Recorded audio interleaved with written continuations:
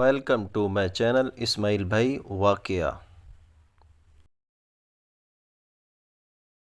السلام علیکم ورحمۃ اللہ وبرکاتہ۔ آج ایک نئی ویڈیو کے ساتھ حاضر ہوا۔ آج کی میری ویڈیو بہت ہی ایک دردناک کہانی پر ویڈیو ہے۔ آپ نے اس ویڈیو کو سکپ نہیں کرنا، اس ویڈیو کو آخر تک ضرور دیکھنا ہے۔ میرے چینل پر نئے ہیں تو چینل کو بھی ضرور سبسکرائب کرنا ہے، ویڈیو کو لائک کرنا ہے، ویڈیو کو شیئر کرنا ہے۔ آج کی ویڈیو کے اندر ہم بیان کریں گے حمیرہ اصغر جو کہ اداکارہ ایکٹر تھی، اس کے حوالے سے چند ایک حقیقتیں آپ کے سامنے بیان کروں گا۔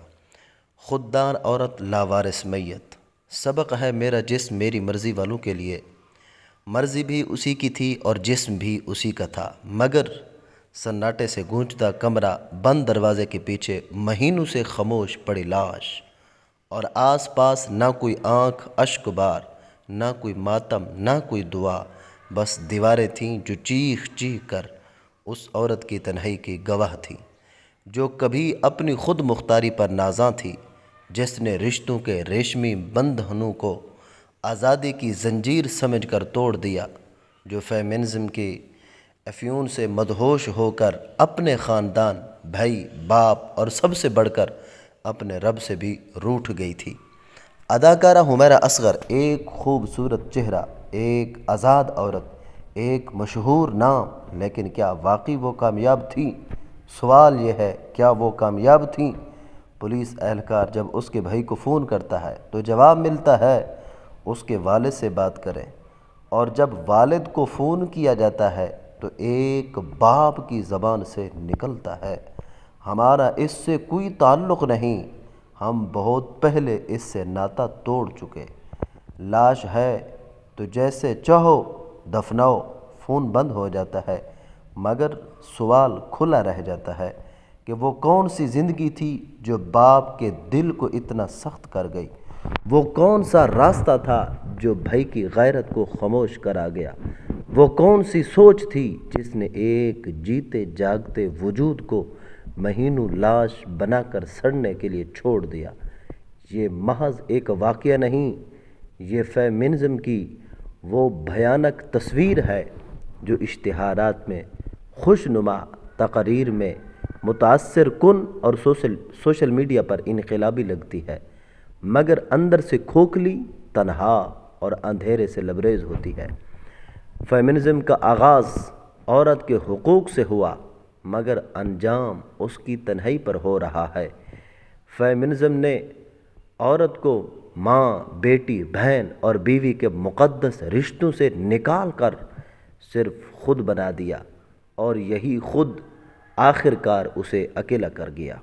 خاندان کا ادارہ جسے صدیوں کی تہذیب نے پروان چڑھایا، جس میں قربانیاں، محبتیں، ناراضگیاں، مان اور رشتہ داروں کی حرارت موجود تھی، اسے آج کی عورت نے زنجیر سمجھ کر کاٹ دیا، اور جب وقت کی تیز دھوپ نے جلایا تو کوئی سایہ دار درخت ساتھ نہ تھا۔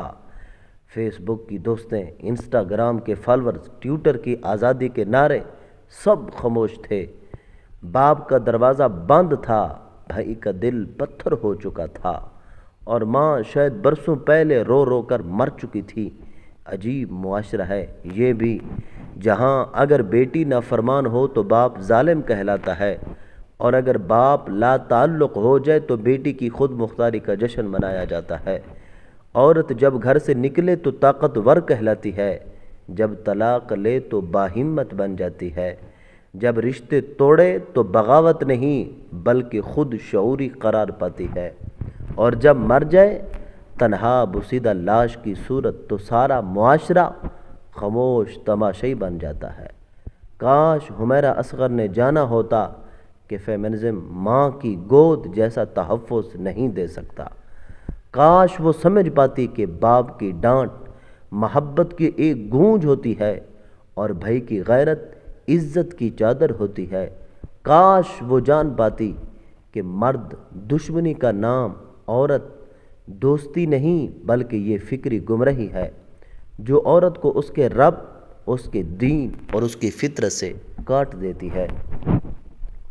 عورت مضبوط ضرور ہو، خود مختار بھی ہو، لیکن وہ اپنے اصل سے جڑی رہے۔ وہ ماں کا پیار، باپ کی شفقت، بھائی کی غیرت اور شوہر کی رفاقت کو بوجھ نہ سمجھے، ورنہ فیمنزم کی راہ میں جو منزل ہے وہ تنہائی، بے رخی اور بے گور و کفن لاش ہے۔